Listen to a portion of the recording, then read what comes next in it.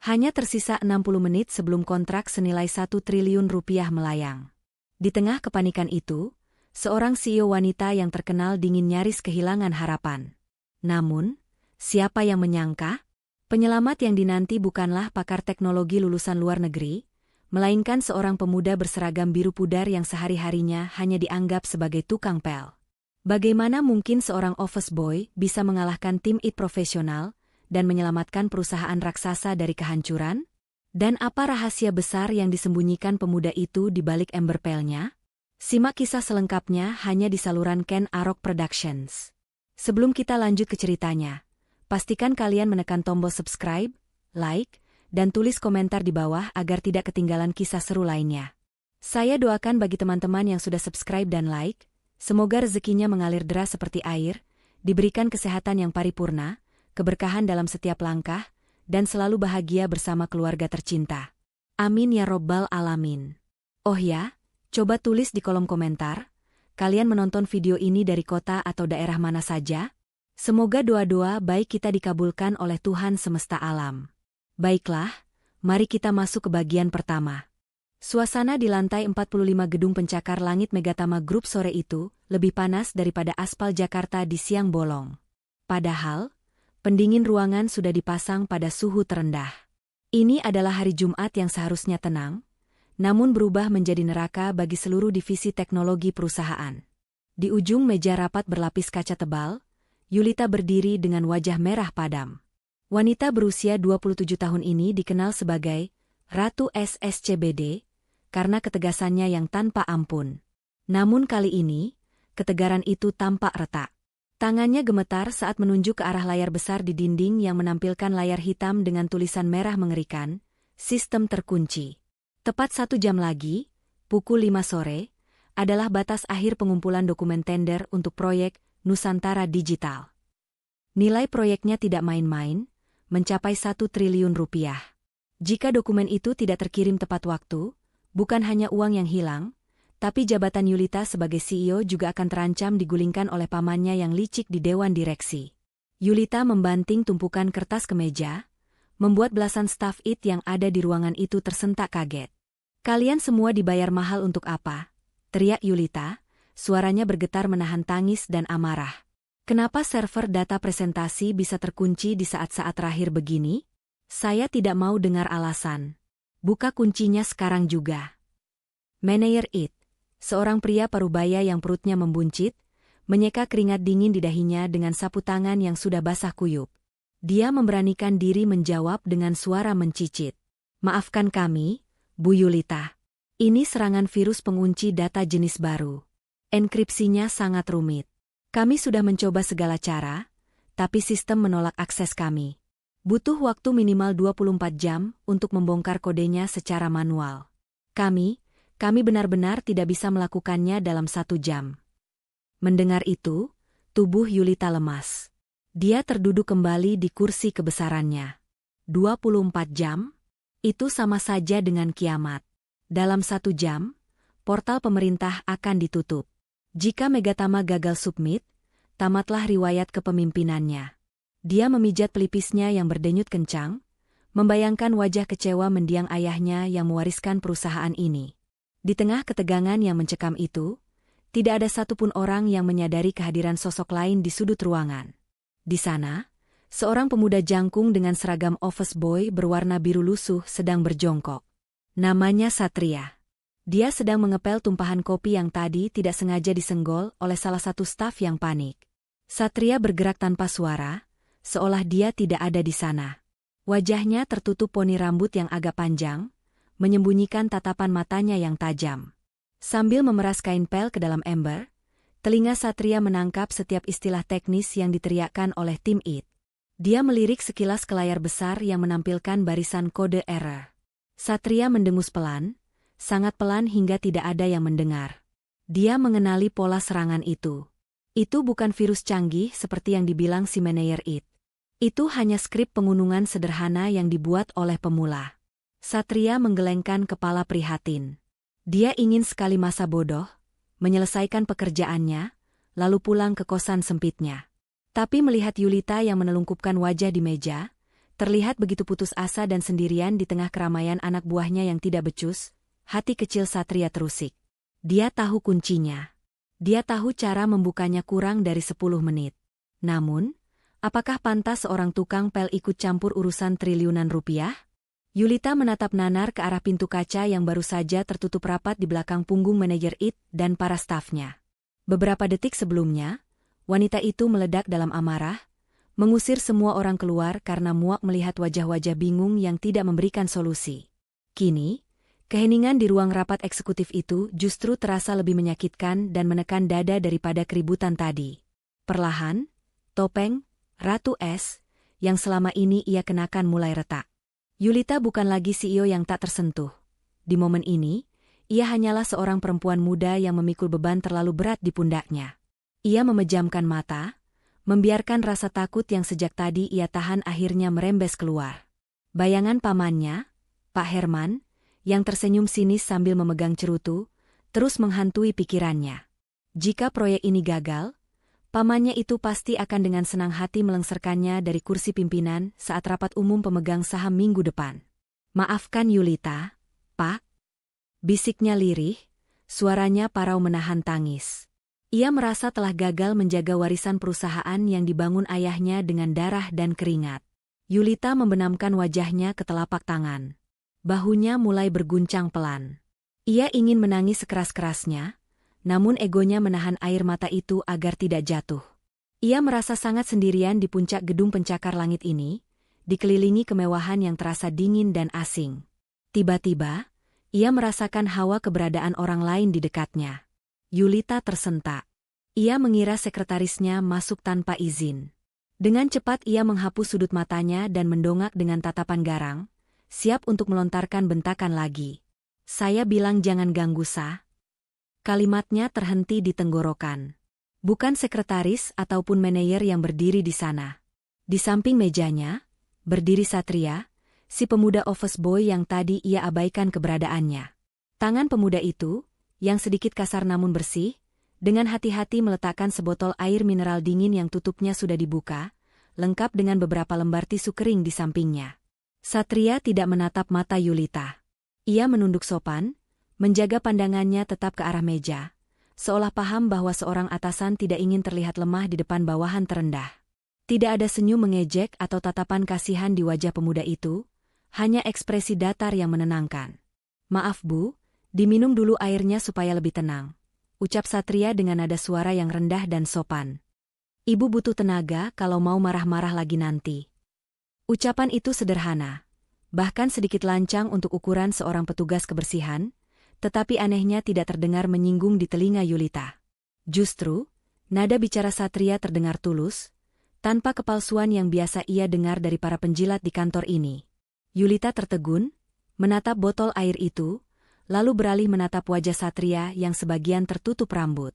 Untuk pertama kalinya, ia benar-benar melihat sosok pemuda itu, bukan sekadar sebagai bagian dari perabot kantor. Ada jeda yang canggung di antara mereka. Yulita perlahan mengambil botol air itu. Dinginnya air membasahi tenggorokannya yang kering, memberikan sedikit rasa lega di tengah kepanikan yang melanda. Ia menarik napas panjang, mencoba mengumpulkan sisa-sisa kewarasannya. "Terima kasih," gumam Yulita pelan, hampir tak terdengar. Satria mengangguk singkat, lalu berbalik badan hendak mengambil ember pelnya dan pergi meninggalkan ruangan, memberikan privasi yang dibutuhkan sang atasan. Namun, langkah kaki Satria terhenti tepat di depan layar besar yang masih menampilkan hitungan mundur waktu yang semakin menipis. Pemuda itu diam mematung, menatap barisan kode yang berkedip-kedip mengejek di layar. Tanpa sadar, insting masa lalunya bangkit. Ia tidak bisa membiarkan kebodohan sistem ini menghancurkan wanita yang baru saja ia lihat sisi rapuhnya itu. Suasana di ruangan itu hening, hanya terdengar suara berdengung halus dari mesin pendingin udara dan detak jam dinding yang seolah mengejek sisa waktu yang semakin menipis. Yulita mengernyitkan dahi melihat Satria yang masih mematung menatap layar besar itu. Bukankah seharusnya dia sudah keluar? Pikirannya yang sedang kalut membuat kesabarannya setipis tisu. "Ada apa lagi?" tanya Yulita dengan nada sedikit tinggi. "Kalau sudah selesai bersih-bersih, tolong tinggalkan ruangan ini. Saya butuh konsentrasi." Satria tersentak kaget. Dia berbalik perlahan, wajahnya kembali datar seperti sedia kala. Tangannya memegang gagang pel dengan erat, seolah itu adalah tameng pelindungnya. "Maaf, Bu. Saya cuma mau ambil plastik sampah di bawah meja," jawab Satria beralasan, meski matanya masih sesekali melirik ke arah monitor raksasa itu. Dia ragu sejenak, menimbang risiko. Jika dia bicara, penyamarannya bisa terbongkar. Tapi jika dia diam, wanita di depannya ini akan hancur karirnya. Dan entah kenapa, hati nuraninya tidak membiarkan itu terjadi.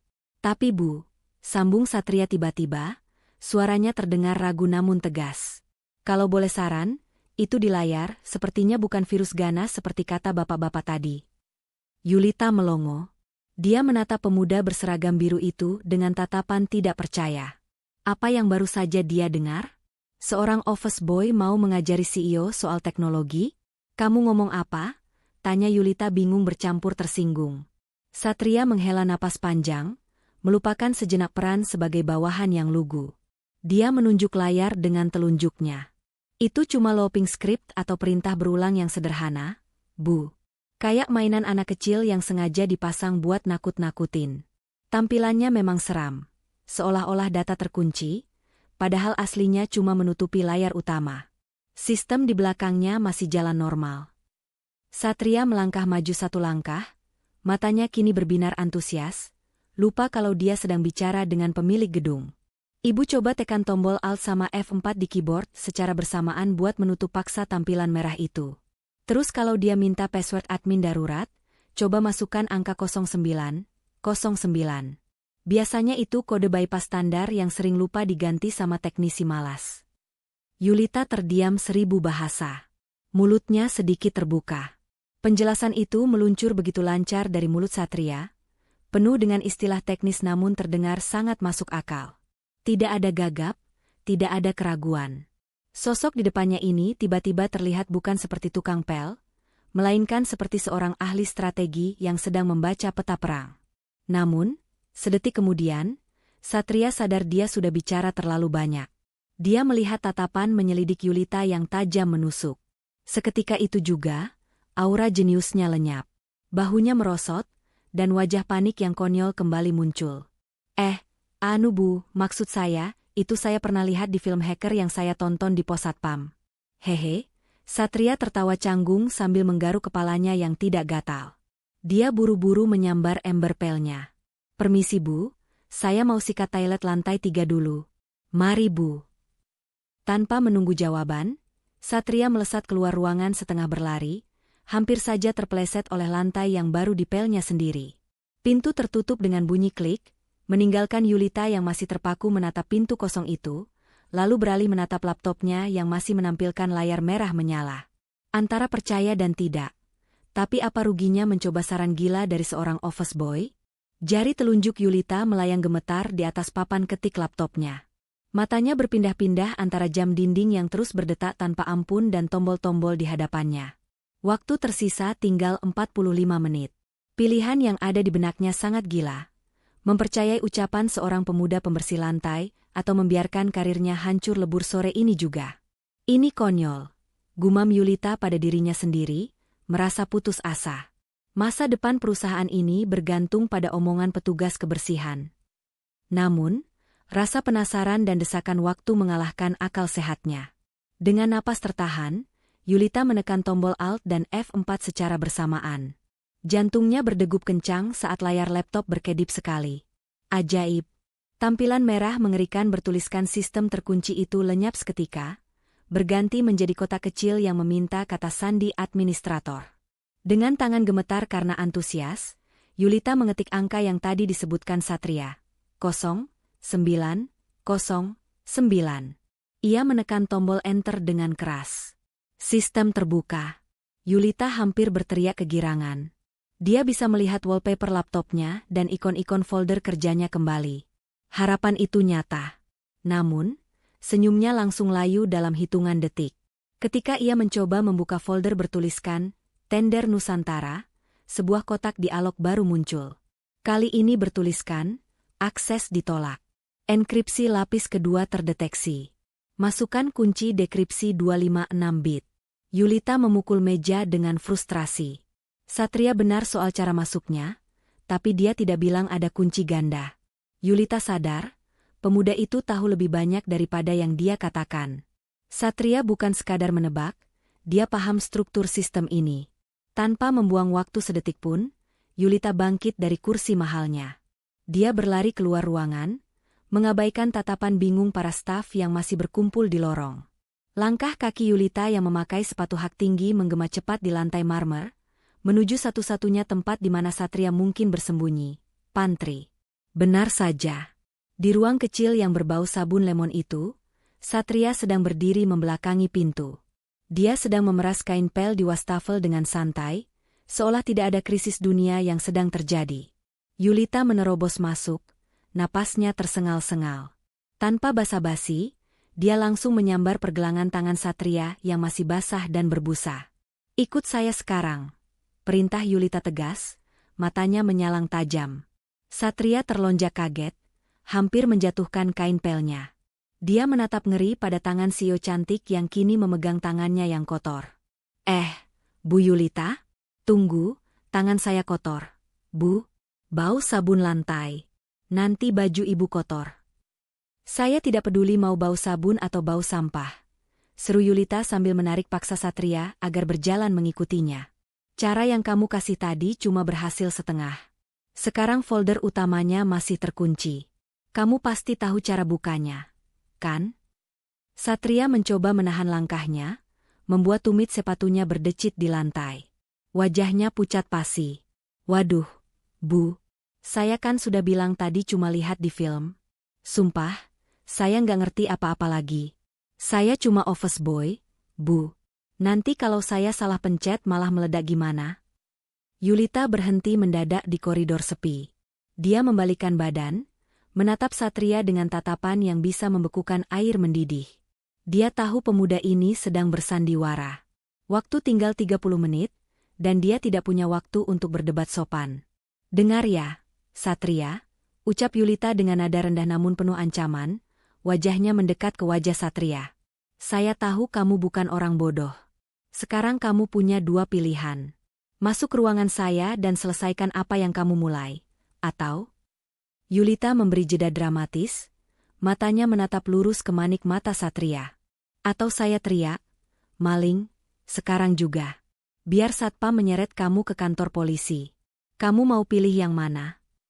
Satria menelan ludah dengan susah payah. Dia melihat sekeliling, lalu menatap wajah Yulita yang nekat. Dia sadar, wanita ini tidak main-main. Ratu SSCBD sedang mempertaruhkan segalanya, termasuk harga dirinya, demi menyeret seorang tukang pel kembali ke meja eksekutif. Satria menghela napas panjang, bahunya turun tanda menyerah. Ancaman Yulita benar-benar mematikan langkahnya. Dengan wajah pasrah yang dibuat-buat, dia mengangkat kedua tangannya seolah sedang ditodong senjata. "Oke, Bu, oke. Saya menyerah. Jangan panggil polisi. Saya masih punya cicilan motor yang belum lunas," keluh Satria sambil berjalan gontai menuju meja kerja Yulita yang super mewah itu. Yulita tidak menjawab, hanya memberi isyarat dagu agar Satria segera duduk.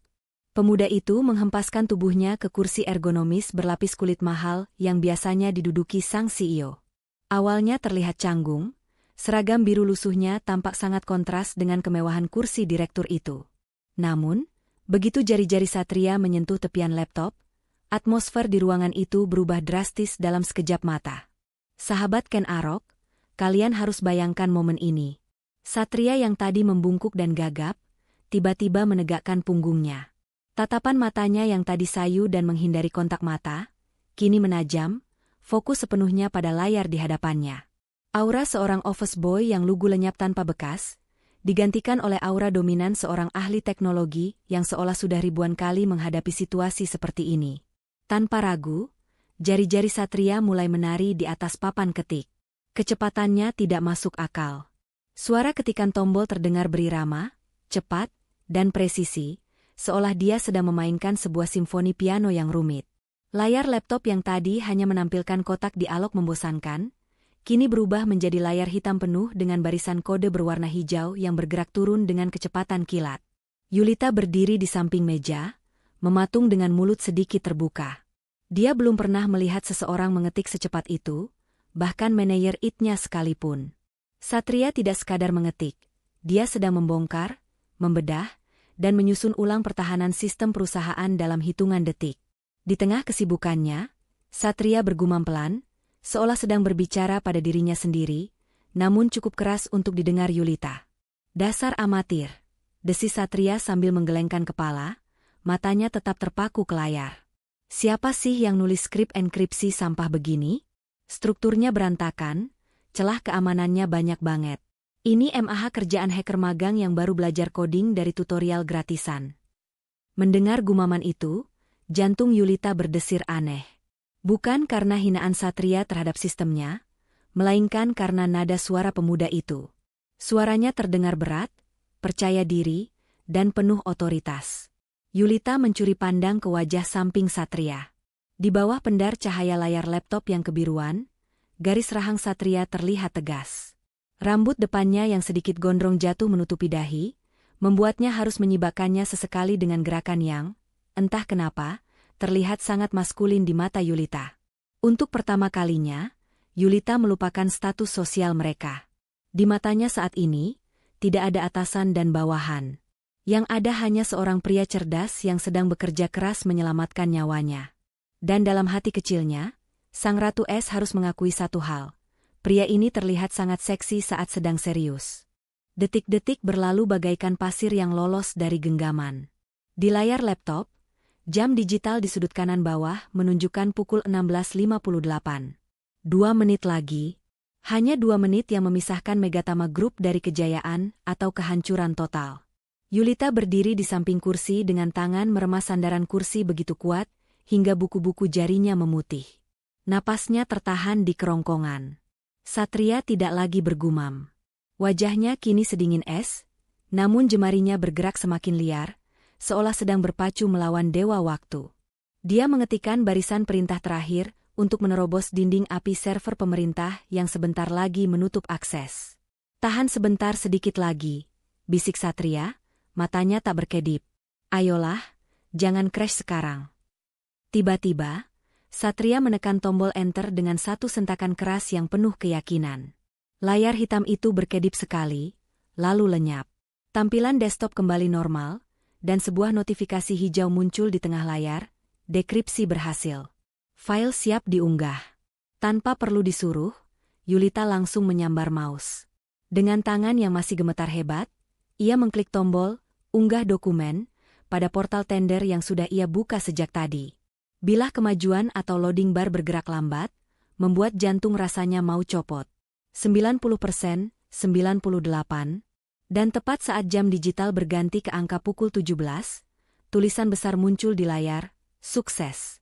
Dokumen telah diterima." Keheningan melanda ruangan itu selama 1 detik, sebelum akhirnya meledak. "Kita berhasil," teriak Yulita histeris. Rasa lega yang begitu besar membuat akal sehatnya hilang sesaat. Tanpa sadar, Sang Ratu Es melompat dan memeluk leher Satria dari belakang dengan erat. Ia tertawa lepas, beban 1 triliun rupiah yang tadi menghimpit dadanya lenyap seketika. Aroma parfum mahal sang CEO bercampur dengan aroma sabun lantai dari seragam Satria. "Terima kasih. Kamu hebat banget. Kita selamat," seru Yulita tepat di telinga Satria, masih dalam posisi memeluk bahu pemuda itu. Tubuh Satria menegang seketika, kaku seperti patung batu. Matanya melotot kaget. Wajahnya yang tadi dingin dan fokus, kini memerah pada mulai dari leher hingga ke telinga. Ia bingung harus berbuat apa. Tangannya menggantung canggung di udara, tidak berani menyentuh tangan bos besarnya yang sedang melingkar di lehernya. Jantungnya berdegup 2 kali lebih kencang daripada saat ia meretas sistem tadi. Sadar tidak ada respon, Yulita perlahan melepaskan pelukannya. Otaknya mulai memproses apa yang baru saja ia lakukan. Ia mundur selangkah dengan gerakan kaku. Matanya bertemu dengan mata Satria yang masih syok.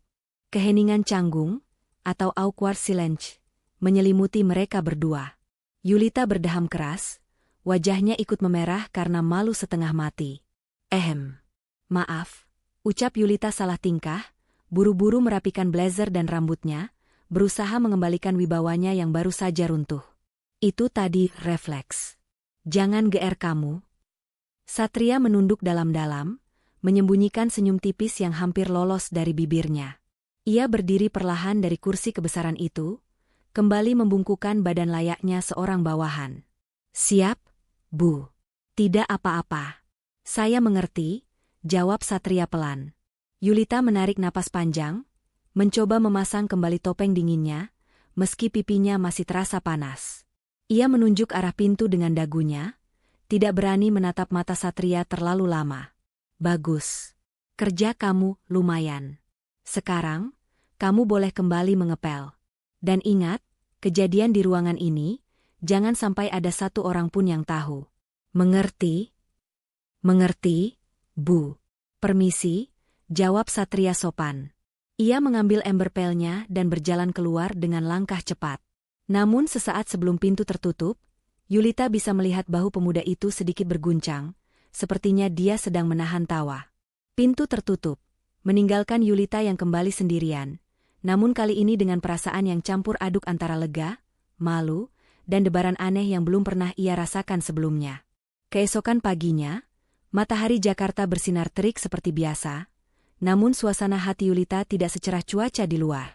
Di ruang kerjanya yang luas di lantai 45, sang CEO muda itu tidak bisa fokus bekerja. Tumpukan dokumen kontrak yang seharusnya ia tanda tangani tergeletak begitu saja di meja. Pikirannya melayang, terus kembali memutar kejadian dramatis sore kemarin. Bayangan punggung Satria yang sedang mengetik cepat, tatapan matanya yang tajam saat memecahkan kode, dan, tentu saja, momen memalukan saat Yulita memeluknya, terus berputar di kepala Yulita seperti kaset rusak. Rasa penasaran membakar dadanya. Siapa sebenarnya pemuda itu? Tidak mungkin seorang lulusan SMA biasa bisa membobol sistem enkripsi tingkat tinggi, hanya dalam waktu 5 menit. Karena tidak tahan lagi, Yulita akhirnya melakukan sesuatu yang tidak pernah ia lakukan seumur hidupnya. Memata-matai karyawannya sendiri. Ia tidak meminta data dari HRD, karena ia tahu data di sana pasti hanya data standar. Yulita menghubungi kenalan lamanya, seorang penyelidik swasta yang biasa menangani latar belakang calon mitra bisnis kelas kakap. Cari tahu siapa orang ini. Namanya Satria, bekerja sebagai office boy di lantai saya. Saya mau data lengkapnya dalam 1 jam, perintah Yulita lewat telepon tadi pagi. Dan sekarang, sebuah amplop coklat tebal sudah ada di tangannya. Dengan jantung berdebar, Yulita membuka segel amplop itu. Ia menarik keluar lembaran profil yang ada di dalamnya. Saat matanya mendarat pada baris pertama, napas Yulita tercekat. Satria Anggara, gumam Yulita membaca nama lengkap itu. Matanya membelalak lebar saat melihat foto yang terlampir di halaman kedua. Itu bukan foto Satria dengan seragam biru lusuh. Itu adalah foto Satria 3 tahun lalu, mengenakan jas mahal, berdiri di atas panggung seminar teknologi internasional sambil memegang piala penghargaan. Yulita menutup mulutnya dengan tangan, nyaris tidak percaya. Satria Anggara. Nama ini pernah mengguncang dunia teknologi Indonesia. Dia adalah pendiri sekaligus otak teknis alias CTO dari Dompet Kita, sebuah startup finansial yang sempat menyandang status unicorn.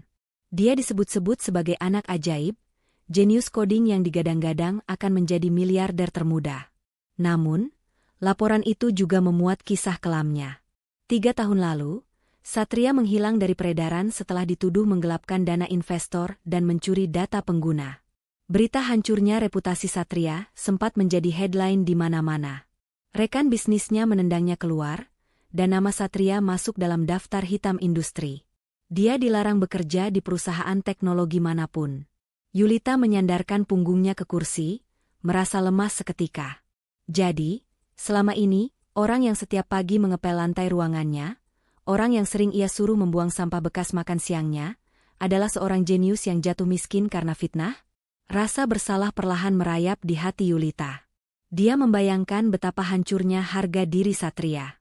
Seorang raja teknologi yang terpaksa menjadi pelayan demi bertahan hidup. Tapi di balik rasa bersalah itu, muncul rasa kagum yang lebih besar. Meskipun dunia telah membuangnya, kemampuan Satria tidak pernah hilang. Yulita menatap pintu ruangannya. Dia tahu apa yang harus dia lakukan. Dia tidak akan membiarkan berlian itu terus terpendam di dalam lumpur. Megatama Group butuh senjata rahasia, dan senjata itu kini sedang memegang sapu di lorong kantornya. Angin kencang bertiup di atap gedung pencakar langit Megatama Tower, mengacak-acak rambut siapapun yang berani berdiri di sana. Siang itu, saat sebagian besar karyawan sedang sibuk berburu makan siang di kantin, Satria memilih menyepi di rooftop. Dia duduk di tepi beton pembatas, menatap hutan beton Jakarta yang terhampar di bawah kakinya sambil mengunyah roti tawar yang dibelinya di minimarket.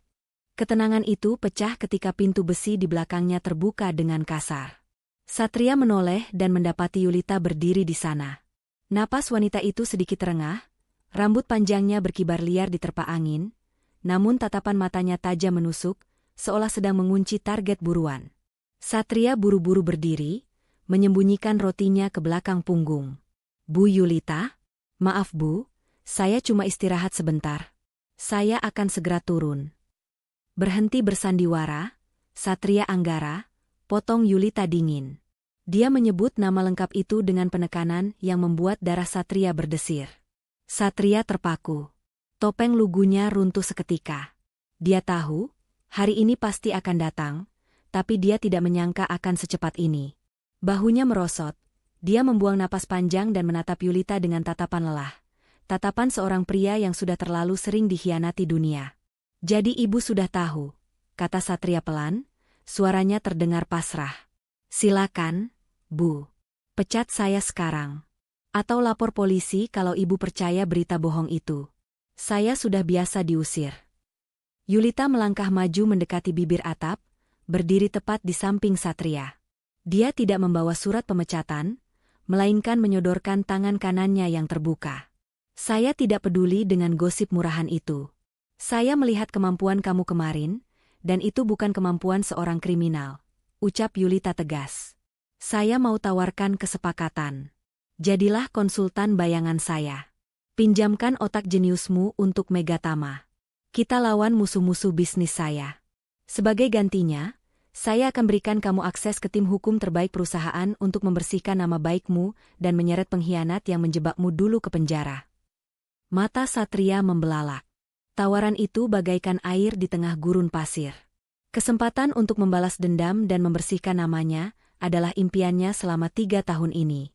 Tapi ada syaratnya, lanjut Yulita. Siang hari, kamu tetap jadi office boy. Tidak boleh ada yang curiga. Kita main cantik di bawah radar. Setuju? Satria menatap mata Yulita dalam-dalam, mencari kebohongan di sana. Namun yang dia temukan hanya tekad yang membara.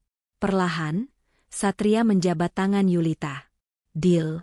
Saya terima tawaran ibu. Tiba-tiba, hembusan angin kencang menerpa mereka lagi.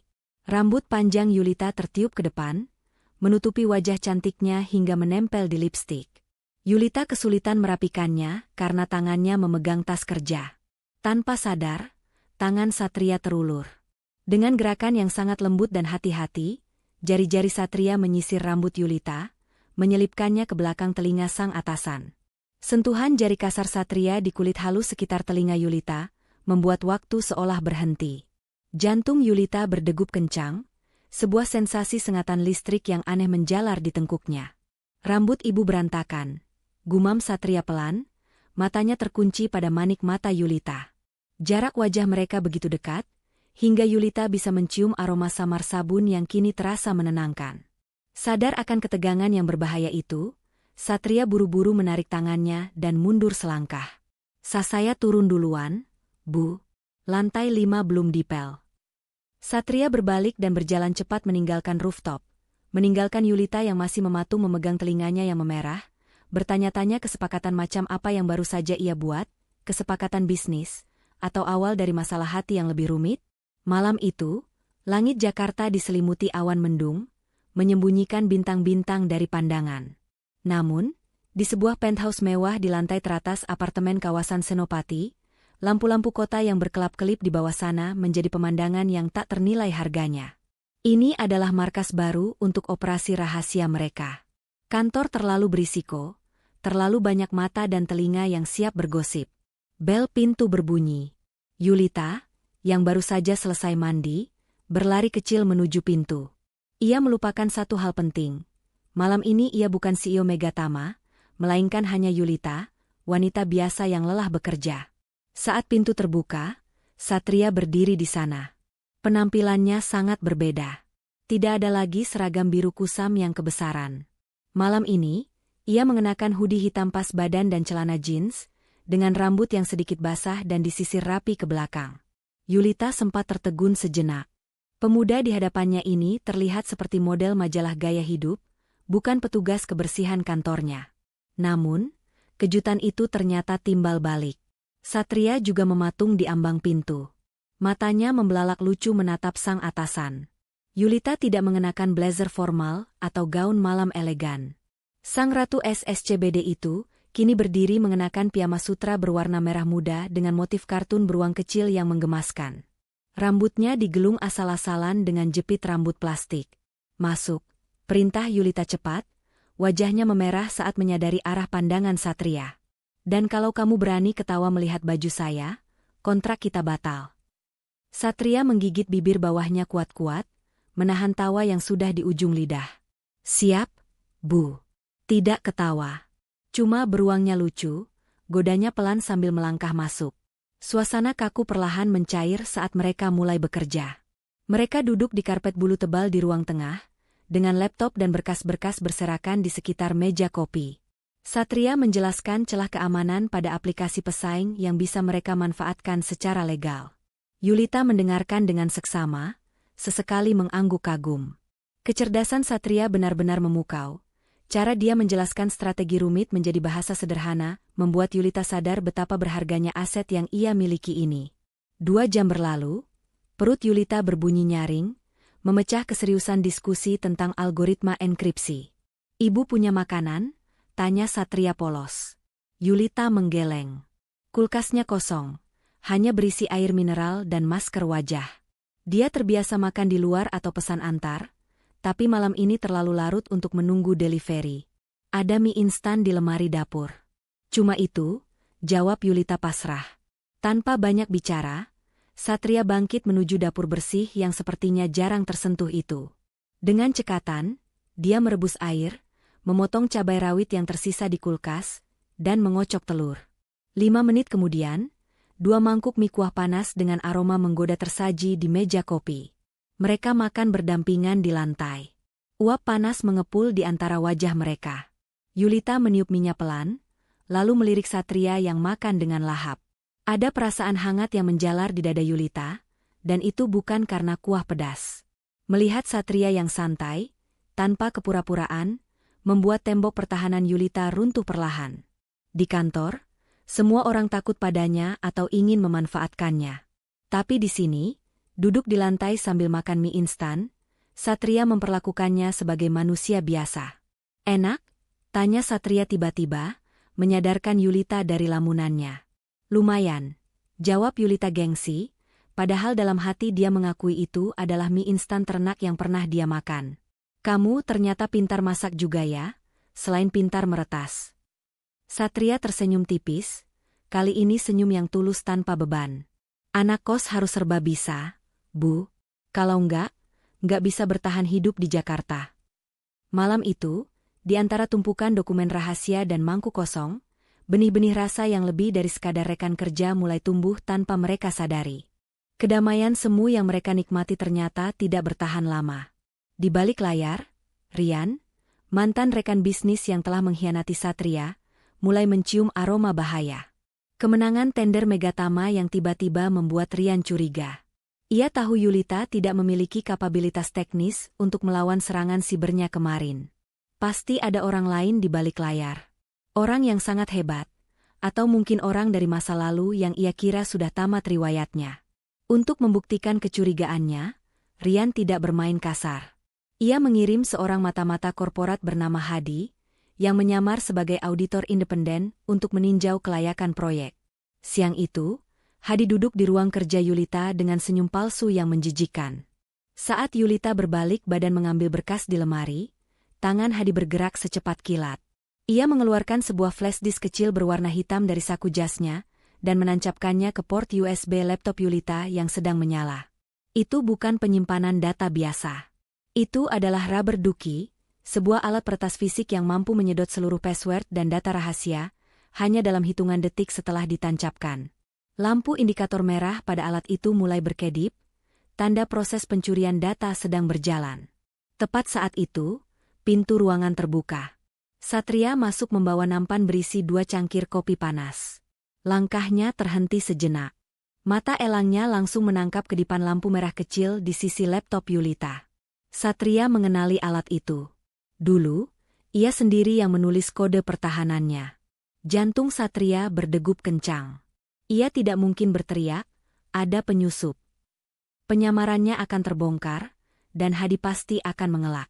Ia harus bertindak, dan ia harus melakukannya dengan cara yang paling konyol namun efektif. Satria menarik napas dalam, mengubah ekspresi wajahnya menjadi wajah office boy yang paling bodoh dan ceroboh sedunia. Ia berjalan mendekati meja tamu dengan langkah yang sengaja dibuat tidak seimbang. "Permisi, Pak, Bu, ini kopinya silakan Dimi." Aduh. Satria tersandung kakinya sendiri. Tubuhnya oleng ke depan. Nampan di tangannya terlempar. Cangkir kopi yang isinya masih mendidih itu melayang dan tumpah tepat di selangkangan celana bahan mahal yang dipakai Hadi. Panas. Panas. Dasar tolol. Hadi menjerit histeris, melompat dari kursinya sambil mengibas-ngibaskan celananya yang basah kuyup dan berasap. Ia memaki-maki dengan kasar, lupa pada sopan santunnya sebagai tamu.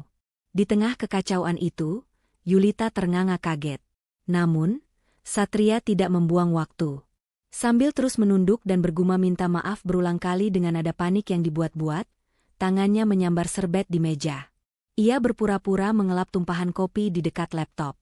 Dengan gerakan tangan yang sangat cepat bak pesulap, Satria mencabut flash disk laknat itu dan langsung menjatuhkannya ke dalam sisa genangan kopi panas di dalam cangkir yang terguling. Ces! Terdengar bunyi desisan pelan saat sirkuit elektronik alat itu hangus terbakar suhu tinggi cairan kopi.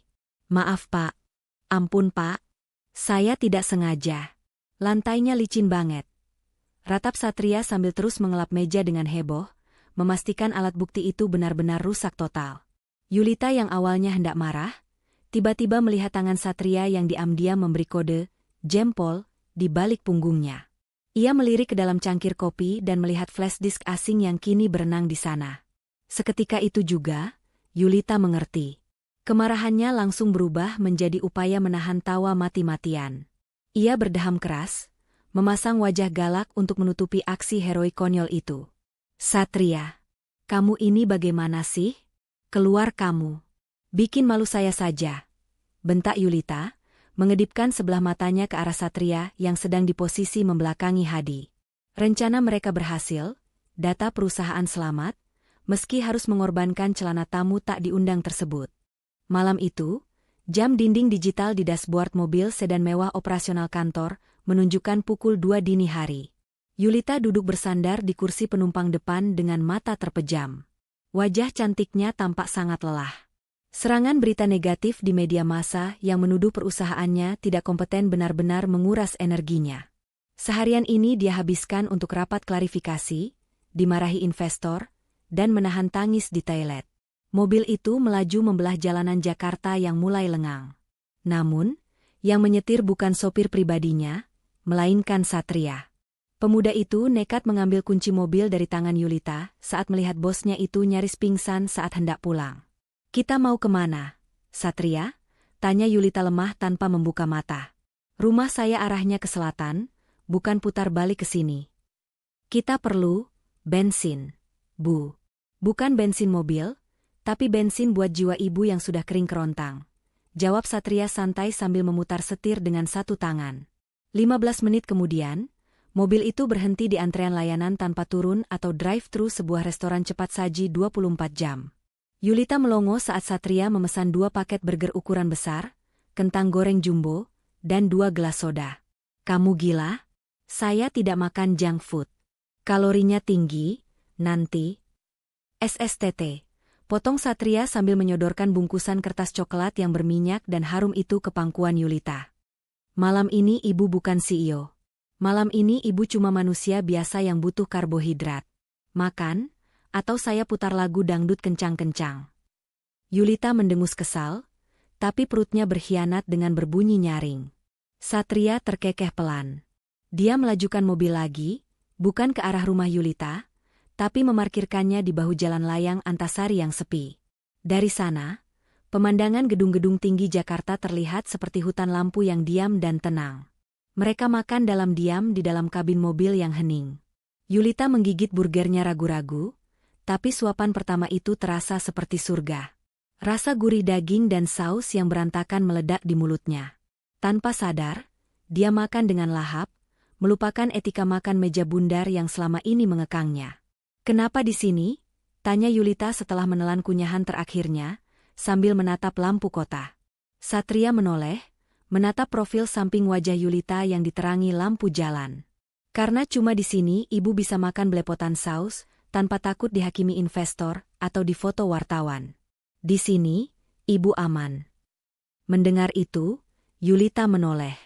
Mata mereka bertemu. Ada ketulusan yang begitu dalam di mata Satria.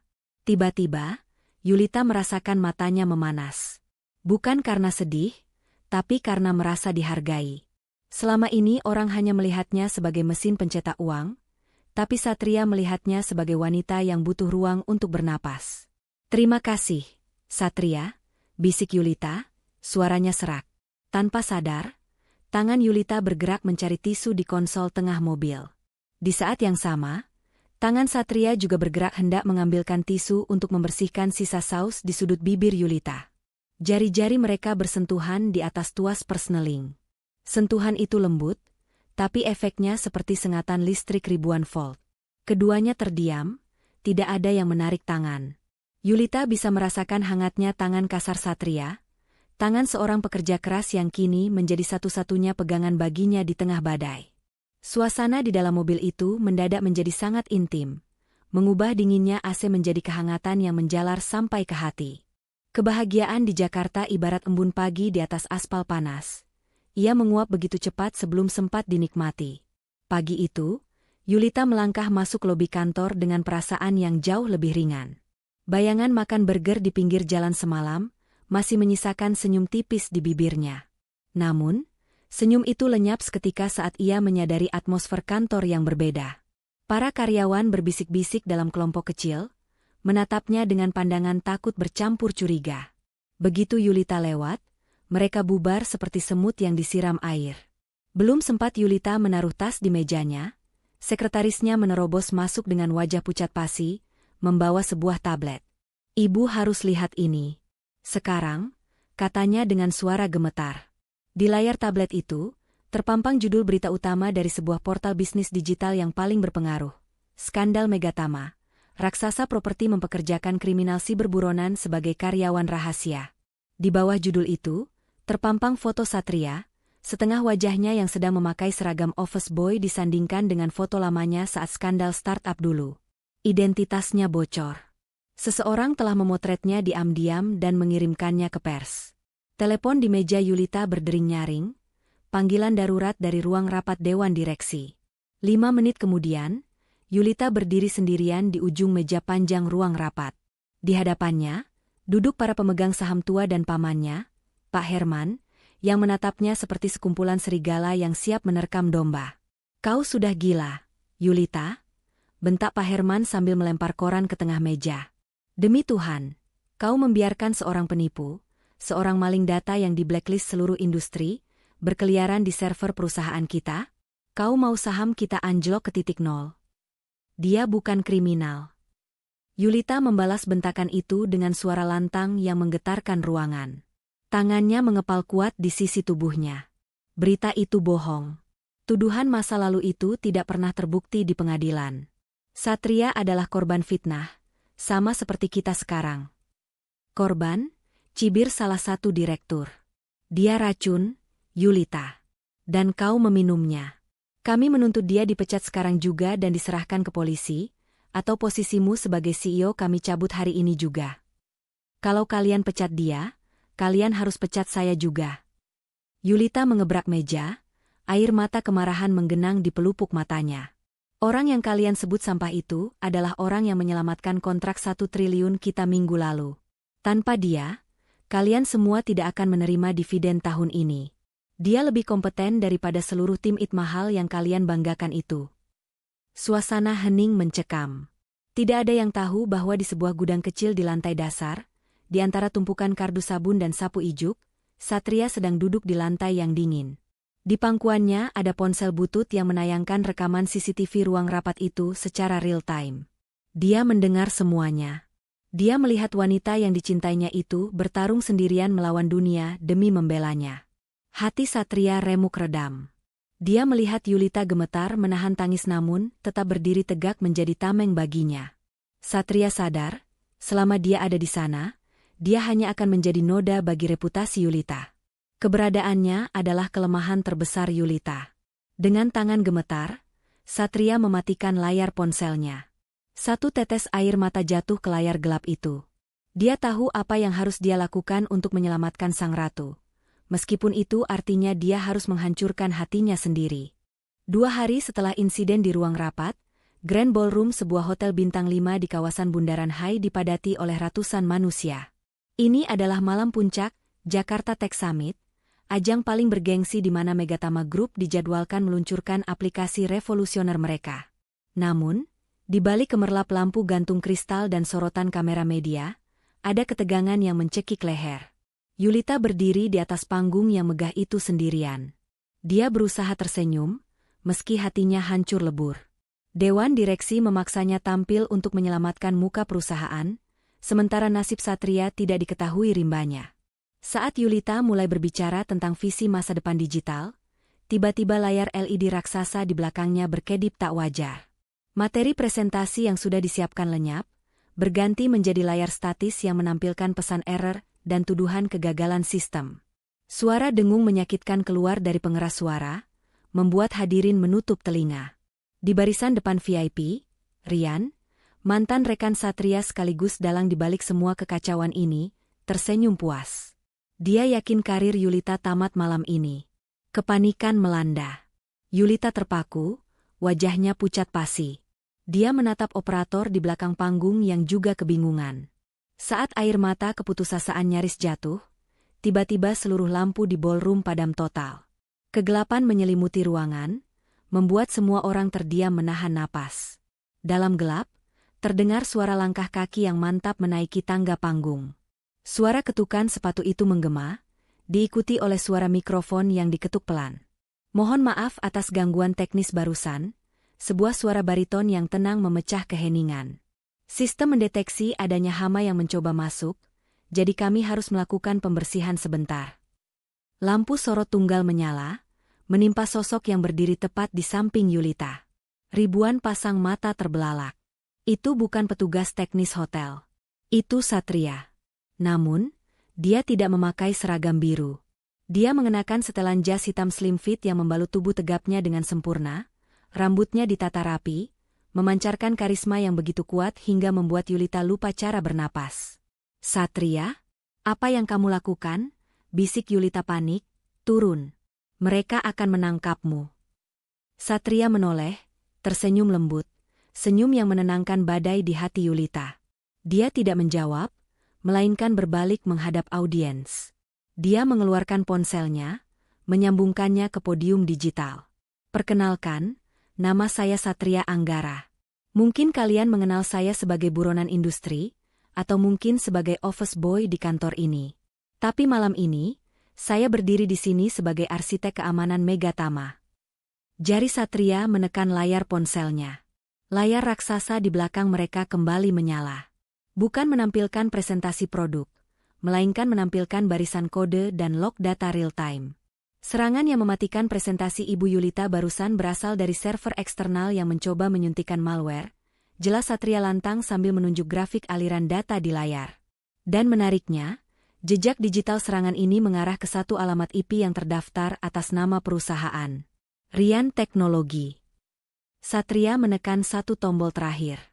Layar itu menampilkan bukti transfer ilegal dan percakapan rahasia Rian yang merencanakan sabotase, yang berhasil disedot Satria saat serangan terjadi. Tuan Rian, terima kasih sudah mencoba meretas kami. Karena berkat serangan Anda, sistem keamanan otomatis kami justru berhasil menyalin semua bukti kejahatan Anda yang selama 3 tahun ini Anda sembunyikan. Ruangan meledak dengan riuh rendah. Kamera wartawan berbalik menyorot Rian yang wajahnya berubah menjadi seputih kertas. Polisi yang bersiaga di lokasi segera bergerak. Di atas panggung, di bawah sorotan lampu yang menyilaukan, Satria telah membalikkan keadaan. Dia tidak hanya menyelamatkan presentasi itu, dia telah membersihkan namanya sendiri dengan cara yang paling spektakuler. Suara gemuruh tepuk tangan dan kilatan lampu kamera yang menyilaukan perlahan meredup saat Satria dan Yulita melangkah turun dari panggung. Mereka berjalan cepat menyusuri lorong sempit di belakang panggung, melewati para kru teknis yang menatap Satria dengan pandangan kagum, seolah baru saja melihat hantu bangkit dari kubur. Di luar sana, polisi sedang menggiring Rian, tapi di lorong remang-remang yang penuh dengan gulungan kabel dan kotak peralatan suara ini, dunia terasa hanya milik mereka berdua. Satria berhenti di sebuah sudut sepi di balik tirai beludru tebal. Dia menyandarkan punggungnya ke dinding, napasnya memburu. Keringat dingin mengalir di pelipisnya. Adrenalin yang tadi memompa keberaniannya di depan ribuan orang kini perlahan surut, meninggalkan rasa lemas di lututnya. Dia melonggarkan dasi yang terasa mencekik lehernya. Belum sempat dia mengatur napas, Yulita sudah berdiri di hadapannya. Mata wanita itu berkaca-kaca, memancarkan campuran emosi yang meledak-ledak, antara marah karena khawatir, lega yang luar biasa, dan kekaguman yang tak bisa disembunyikan. "Kamu benar-benar gila, Satria," bisik Yulita, suaranya bergetar menahan tangis. "Bagaimana kalau rencanamu gagal? Bagaimana kalau mereka malah menangkapmu di atas sana? Kamu mempertaruhkan nyawamu demi perusahaan ini?" Satria tersenyum miring, senyum khasnya yang selalu berhasil membuat hati Yulita berantakan. Dia menatap lekat ke dalam mata bosnya itu. "Saya tidak mempertaruhkan nyawa demi perusahaan, Bu. Perusahaan bisa bangkrut dan dibangun lagi. Tapi Ibu..." Satria menggeleng pelan, suaranya melembut. "Saya melakukan itu karena saya tidak rela melihat ada orang lain yang menghancurkan wanita yang sudah mentraktir saya burger jam 2 pagi.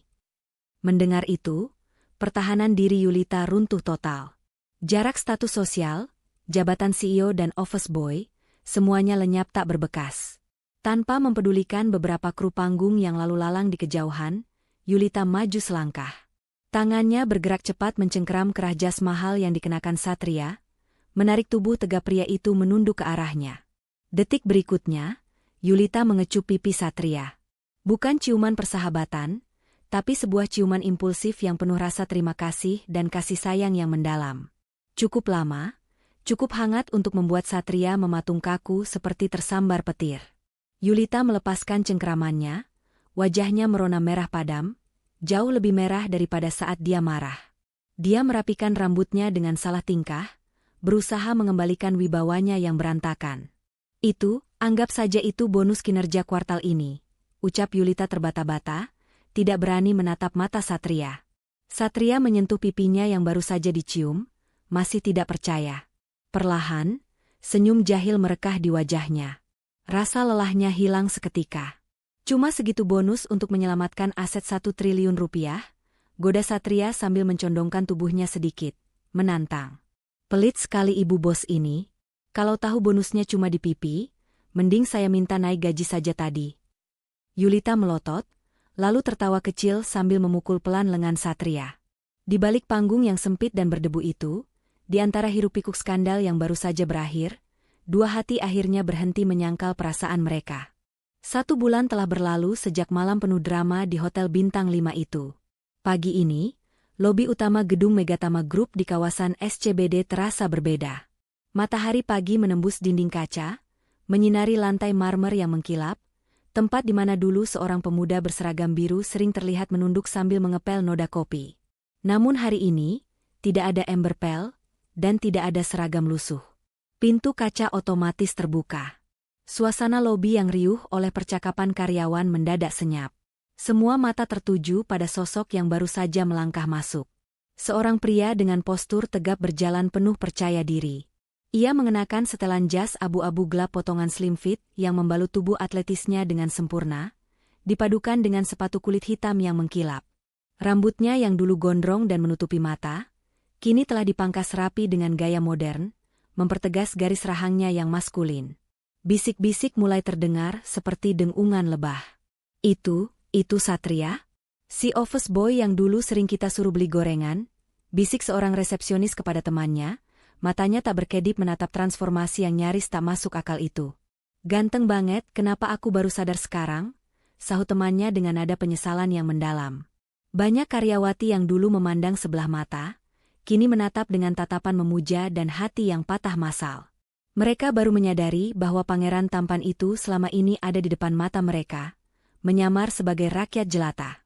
Satria berjalan melewati gerbang keamanan bukan dengan kartu akses staf kebersihan, melainkan dengan kartu akses emas, level direksi. Ia tidak menoleh ke kanan atau ke kiri, fokusnya lurus ke depan. Namun, langkahnya terhenti tepat di depan lift khusus eksekutif. Di sana, Yulita sudah menunggu. Sang CEO tampil memukau dengan gaun kerja elegan berwarna biru tua. Saat melihat Satria mendekat, tidak ada bentakan atau perintah dingin seperti dulu. Yulita tersenyum, sebuah senyum bangga yang jarang ia perlihatkan kepada siapapun. "Selamat pagi, Pak Direktur," sapa Yulita dengan nada formal namun ada kilatan jenaka di matanya. "Selamat pagi, Bu CEO," balas Satria dengan suara baritonnya yang tenang. "Siap memimpin rapat hari ini?" Pintu lift terbuka. Mereka berdua melangkah masuk bersamaan, berdiri berdampingan. Pemandangan itu begitu serasi, seolah-olah mereka adalah raja dan ratu yang sedang menaiki tahta mereka. Tidak ada lagi atasan dan bawahan. Yang ada hanyalah dua kekuatan besar yang bersatu. Pagi itu, dalam rapat umum perusahaan, Yulita secara resmi mengumumkan struktur organisasi baru. Satria Anggara diangkat sebagai Chief Technology Officer, atau Direktur Teknologi Megatama Group. Keputusan itu disambut tepuk tangan meriah, meski beberapa manajer senior yang dulu pernah meremehkannya tampak menelan ludah dengan susah payah. Satria bukan lagi pembersih lantai mereka. Dia kini adalah bos yang memegang kendali atas seluruh sistem digital perusahaan. Dan yang lebih membuat orang iri, semua orang bisa melihat bagaimana mata Yulita berbinar setiap kali menatap wakil barunya itu. Era baru di Megatama telah dimulai. Meski satu kantor sudah mengakui Satria sebagai direktur yang kompeten, dan semua orang tahu bahwa Yulita sangat mengandalkannya, pasangan ini sepakat untuk menjaga satu rahasia kecil dari publik, hubungan asmara mereka. Di mata dunia, mereka adalah rekan kerja profesional. Namun, di celah-celah kesibukan, mereka adalah sepasang kekasih yang sedang menikmati manisnya cinta sembunyi-sembunyi atau backstreet. Momen-momen curi pandang di kantor menjadi bumbu penyedap hari-hari mereka yang sibuk. Seperti siang itu, di tengah rapat evaluasi bulanan yang membosankan. Yulita duduk di ujung meja dengan wajah serius, mendengarkan laporan penjualan yang panjang lebar dari divisi pemasaran. Alisnya berkerut, tanda dia mulai stres. Tiba-tiba, laptop Yulita berbunyi pelan. Sebuah notifikasi muncul di pojok kanan bawah layarnya. Biasanya, itu adalah notifikasi email masuk atau jadwal rapat. Tapi kali ini, teks notifikasi itu berbeda. Warnanya merah muda, dan tulisannya berbunyi, "Ibu CEO, jangan cemberut terus dong. Nanti cantiknya luntur, saham kita bisa turun." Yulita tersentak kaget. Matanya langsung melirik ke seberang meja. Di sana, Satria sedang duduk tenang sambil mengetik di tabletnya, wajahnya datar seolah sedang menyimak presentasi dengan khusyuk. Namun, saat mata mereka bertemu sekilas, Satria mengedipkan sebelah matanya dengan sangat cepat, nyaris tak terlihat oleh orang lain.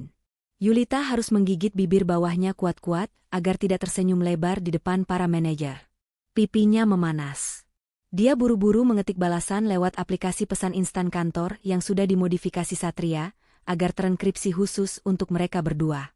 "Fokus rapat, Pak Direktur. Atau bonus akhir tahun saya potong," ketik Yulita dengan jemari gemetar menahan tawa. "Siap, Bu Bos. Asal jangan potong jatah makan malam kita nanti," balas Satria detik itu juga. Ketegangan rapat yang menyiksa itu mendadak terasa ringan bagi Yulita. Tidak hanya di ruang rapat, momen paling mendebarkan terjadi saat jam pulang kantor. Lift eksekutif sedang rusak, sehingga mereka terpaksa menggunakan lift karyawan yang padat. Saat itu jam 5 sore, lift penuh sesak oleh karyawan yang ingin pulang. Yulita dan Satria berdiri di bagian paling belakang, terhimpit oleh kerumunan. Mereka berdiri bersisian, bahu mereka saling bersentuhan. Tidak ada yang berani bicara karena banyak mata di sekitar mereka. Yulita menatap lurus ke pintu lift, menjaga wibawanya. Namun, perlahan tapi pasti, ia merasakan jari kelingking tangan Satria yang menggantung di samping tubuhnya bergerak mencari-cari. Dengan gerakan yang sangat halus, jari kelingking Satria mengait jari kelingking Yulita di tengah himpitan orang banyak itu. Sebuah tautan jari yang sederhana, tersembunyi di balik tas kerja dan jas, namun maknanya begitu dalam. Yulita menahan napas. Jantungnya berdegup kencang seperti remaja yang baru pertama kali pacaran. Mereka berdiri diam dalam keheningan lift yang berdengung, saling berbagi kehangatan lewat sentuhan jari kelingking itu. Rasanya seperti mereka memiliki dunia rahasia sendiri di tengah hiruk-pikuk Jakarta. Sensasi mencintai diam-diam di tempat di mana mereka harus bersikap profesional justru membuat ikatan batin mereka semakin kuat dan menggemaskan setiap harinya. 5 tahun telah berlalu sejak pesta pernikahan yang megah itu. Kehidupan di kediaman Satria dan Yulita kini jauh dari sorotan kamera media. Di sebuah rumah asri di pinggiran Jakarta Selatan yang rindang, minggu pagi itu dimulai dengan aroma nasi goreng yang menggugah selera. Di dapur, bukan koki profesional yang sedang memasak, melainkan Satria. Sang direktur teknologi yang disegani di dunia bisnis itu, kini mengenakan celemek sederhana, mengaduk wajan dengan lihai. Ia tidak pernah melupakan keahlian lamanya bertahan hidup sebagai anak kos. Tiba-tiba, terdengar derap langkah kaki kecil berlari menuruni tangga. Seorang anak laki-laki berusia 4 tahun, dengan rambut sedikit gondrong mirip ayahnya, berlari menghampiri. Namanya Bumi. Di tangannya, ia menyeret sehelai kemeja berwarna biru pudar yang sudah usang. "Ayah! Ayah!" seru Bumi antusias. "Lihat, aku nemu baju ini di kotak gudang. Ini baju superhero, ayah ya? Kok warnanya biru kayak Kapten Amerika?"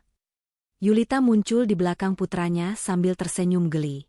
Ia bersandar di pintu dapur, menatap dua lelaki kesayangannya. Satria mematikan kompor. Ia berlutut menyamakan tingginya dengan sang anak. Tangannya yang dulu lincah meretas sistem keamanan tingkat tinggi, kini dengan lembut mengelus kain seragam, office boy, yang dipegang anaknya. Seragam itu adalah saksi bisu perjuangannya, saksi di mana ia pernah dianggap tidak ada, namun juga saksi di mana ia menemukan cinta sejatinya. "Itu bukan baju superhero, nak," jawab Satria lembut. "Itu seragam ayah dulu. Dulu, sebelum ayah bekerja mengatur komputer canggih, ayah bekerja membersihkan lantai supaya orang lain bisa berjalan dengan nyaman." Bumi memiringkan kepalanya bingung. "Ayah tukang bersih-bersih?" "Betul," sambung Yulita sambil melangkah maju dan memeluk bahu suaminya. "Dan itu adalah pekerjaan paling mulia yang pernah ayah lakukan. Karena baju biru itu mengajarkan ayah dan bunda bahwa kehormatan seseorang tidak dilihat dari mahalnya jas yang dia pakai, tapi dari seberapa tulus dia bekerja dan membantu orang lain." Satria tersenyum, menatap mata istrinya yang berbinar. Tidak ada lagi Ratu Es yang dingin. Yang ada hanyalah seorang ibu dan istri yang hangat. Mereka telah membangun kerajaan bisnis bukan di atas ambisi semata, melainkan di atas fondasi kejujuran dan kerja keras yang dimulai dari sebuah ember pel. Di rumah itu, seragam biru lusuh itu tidak dibuang. Ia dibingkai rapi dan dipajang di ruang kerja pribadi mereka, bersanding dengan penghargaan bisnis internasional. Sebuah pengingat abadi bahwa di balik kesuksesan yang menjulang ke langit, kaki mereka harus tetap menapak kuat di bumi. Waktu berputar cepat di Jakarta. 1 tahun telah berlalu sejak insiden ransomware yang hampir meruntuhkan Megatama Group. Malam ini, ballroom utama Hotel Ritz-Carlton Pacific Place disulap menjadi sebuah dunia mimpi yang belum pernah dilihat oleh siapapun sebelumnya. Ini bukan pernikahan biasa. Ini adalah pernikahan dua raksasa, ratu bisnis dan raja teknologi. Tema pernikahannya adalah Futuristic Garden. Ribuan bunga anggrek putih asli menghiasi ruangan, namun dipadukan dengan instalasi cahaya hologram yang memancarkan kelopak bunga digital yang berguguran dari langit-langit.